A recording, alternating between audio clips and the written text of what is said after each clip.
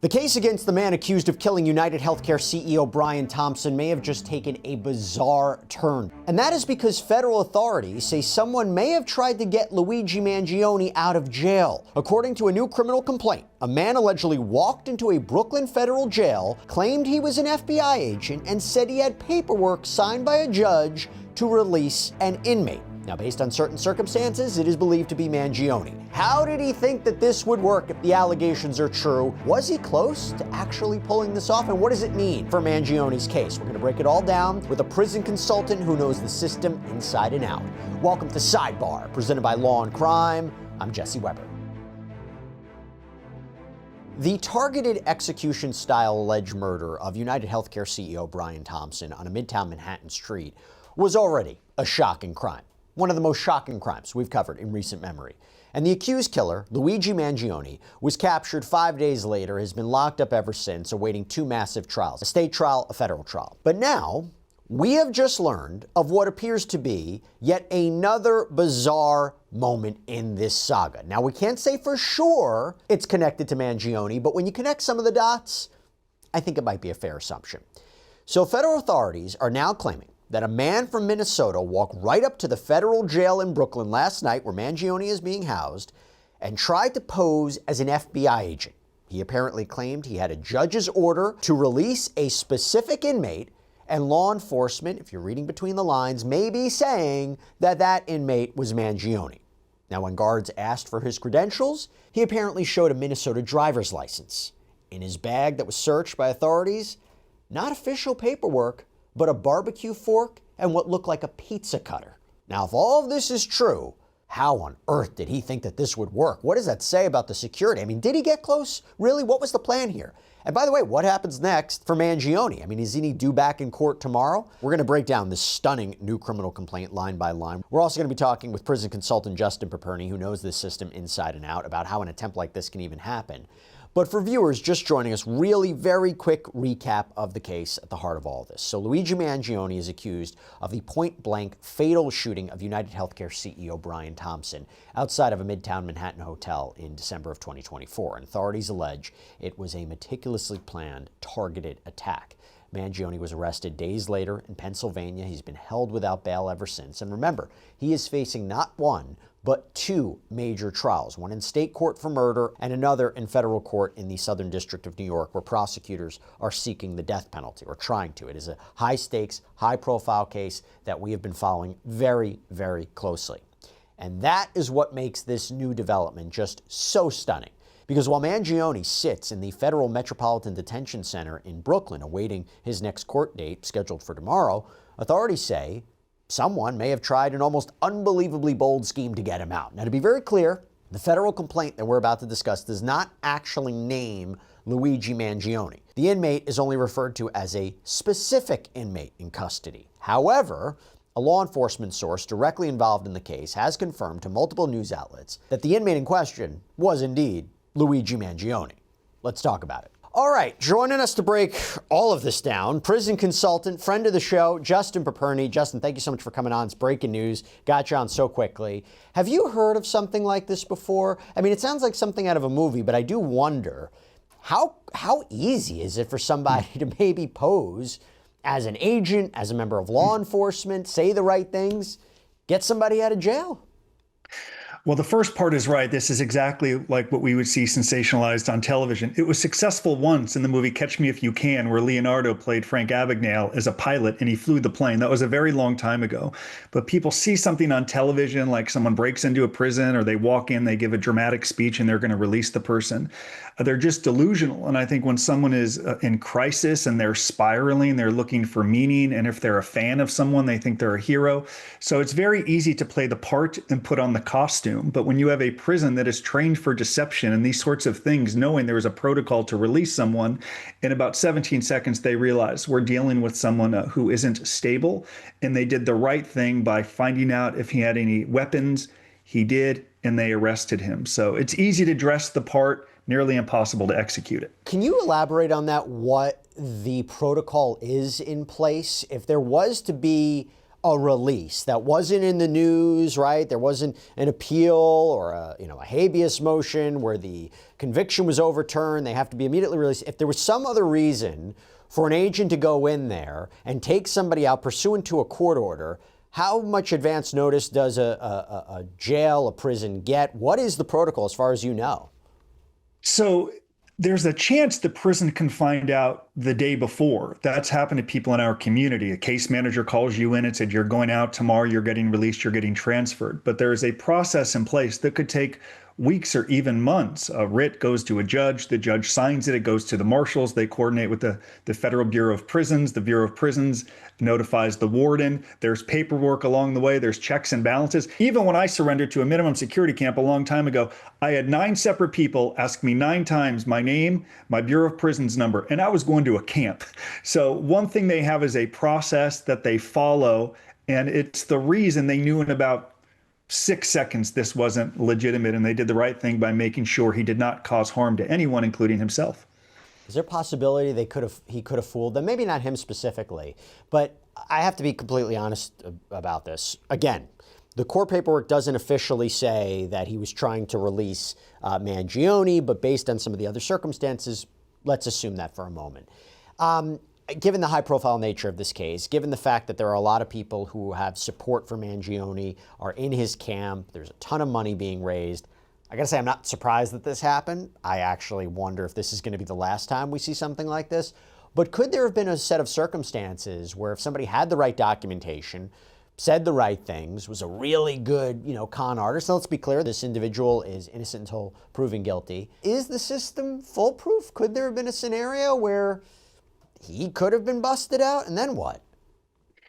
I don't think there's any scenario unless it was an inside job, unless this person is coordinating with someone who works inside of the institution to enable and make it happen. And again, that's right out of television as well. So given the problems at MDC over the years, starting with Epstein and the accusations these guards weren't properly doing their job, it's heightened alert times a million inside of that prison, especially when you have so many high-profile prisoners coming in and out of there. So in no world would he have been successful. And sometimes, like, when this person is clearly going through some crisis, if true, and sometimes when going through crisis, the last thing you want to do is move like slowly and deliberately to improve your life. You make really quick, short-sighted action. So 10 or 30 minutes of his life could lead to a very lengthy federal prison sentence. I wish he thought it through, and if true, I hope he gets help that he desperately needs, because had he discussed this with anyone rational, they'd have said, dude, stop immediately, please. You will never be successful.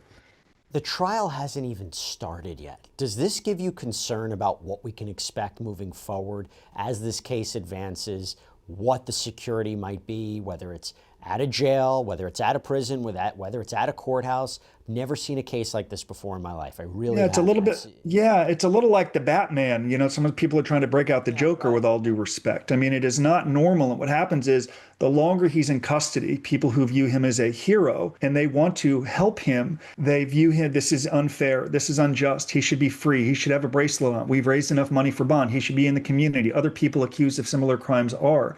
So the longer that narrative hardens, the more people become emboldened to try to help him. So you can expect when the trial begins for there to be hundreds, if not thousands of people outside the courthouse. And the closer we get to some verdict, the worse it's only going to get. Now, in federal cases, there will not be cameras inside of the courtroom. I wish there were, because you could see full transparency in what's said on both sides. And when you can't hear it, you hear it from other people. And then that narrative will harden and move on in time. So expect it to build the closer to the trial. I want to go through this criminal complaint line by line, because I think it's really important. So this is the document where the agent lays out exactly what he claims happened. It is a wild read, but the government story starts with a specific time and a specific place. Quote, on or about January 28th, 2026, at approximately 1850 hours, the defendant, Mark Anderson, approached the intake area inside the MDC and claimed to uniformed members of the Federal Bureau of Prisons, BOP, that he was an FBI agent in possession of paperwork signed by a judge authorizing the release of a specific inmate who was in custody at the MDC. Okay, so 6:50 p.m. last night, the intake area, the front door of the jail, he walks up, basically says, I'm an FBI agent. Incredible. Now, of course, the guards, they ask for proof. And here's what the complaint says. When asked to provide federal credentials, the defendant, Mark Anderson, displayed his Minnesota driver's license to the BOP officers and then claimed to be in possession of weapons, okay? Anderson also displayed and threw at the BOP officers numerous documents. I have reviewed those papers, and they appear to be related to filing claims against the United States Department of Justice. Justin, I gotta say, there's a part of it where he goes in with this level of authority, but he had nothing. I mean, if the allegations are true, nothing to back it up, and shows kind of that erratic behavior. It was nothing even about, it seems, about that inmate. Yeah, to me, it shows that he spent about 15 seconds planning this. An ID grabs, I think I read it was like a barbecue pitchfork or something akin to that. Let me get that. Let me throw that. Quote, Mark Anderson was detained by members of the BOP, and a backpack he possessed was searched to reveal a large barbecue-type fork and a round steel blade. Tell me, this kind of pizza cutter, these weapons, what do you think? What was the plan?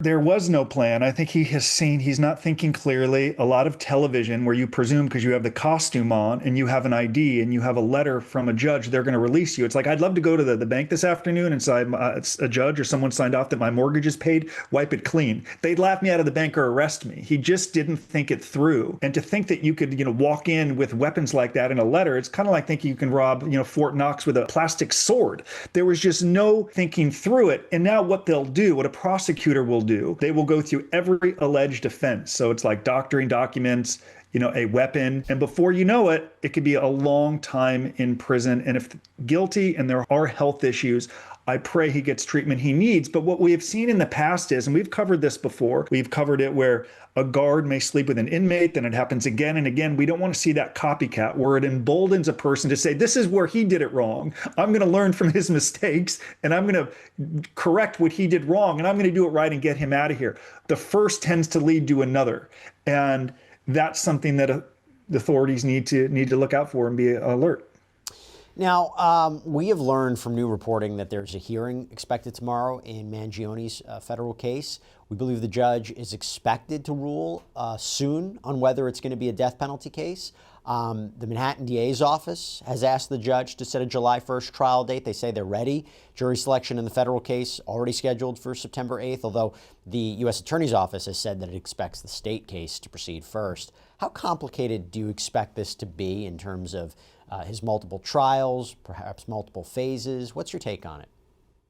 My take is that, of course, it's very complicated. And if they pursue the death penalty, it's because they're 100% convinced they're going to get a conviction for that. And it aligns with the messaging right now, I think, of this administration of holding people committing violent crimes to justice. And in this instance, they believe by pushing it that it could require the death penalty. So if they're pushing for it, they think they are going to be successful. And again, that will upset people for myriad reasons. We'll see. But it's an incredibly complex case, and it continues to get more attention over time. And to your point earlier, as trial approaches, it's going to be very popular.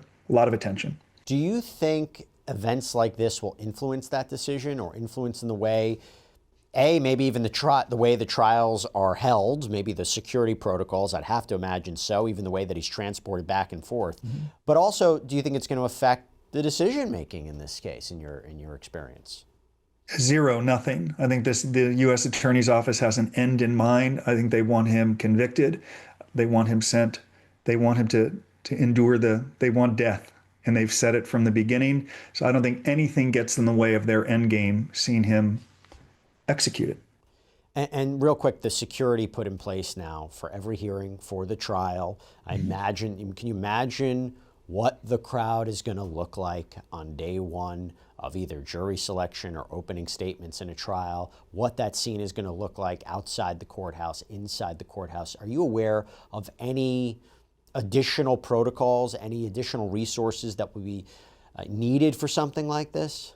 I've seen it. I've been to 1,500 sentencings in my career to support people of the white-collar advice community facing a sentencing hearing primarily for a white-collar crime. But in advance of that, an MS-13 gang member, someone sentenced, even if they've been in custody this entire time, usually at a white-collar crime sentencing, there may be no marshal in the room, or one if the judge wants to take that person into custody. But I've just been to sentencing hearings with violent crimes, 8 or 9 marshals, all on total lockdown, all high alert, people going through metal detectors before they get into the prison. So you can absolutely expect that throughout the entire circus that will be this trial. There is no doubt. Justin Paperny, thank you so much for jumping on. Really appreciate it. My pleasure. Thank you. And that's all we have for you right now here on Sidebar. Everybody, thank you so much for joining us. And as always, please subscribe on YouTube, Apple Podcasts, Spotify, wherever you should get your podcasts. You can also check us out on NBC's Peacock. We got Sidebar episodes up there too. And if you want to follow me, X, Instagram, or check out my News Nation show, Jesse Weber Live, Monday through Friday, 11 p.m. Eastern. I'll see you next time, everybody.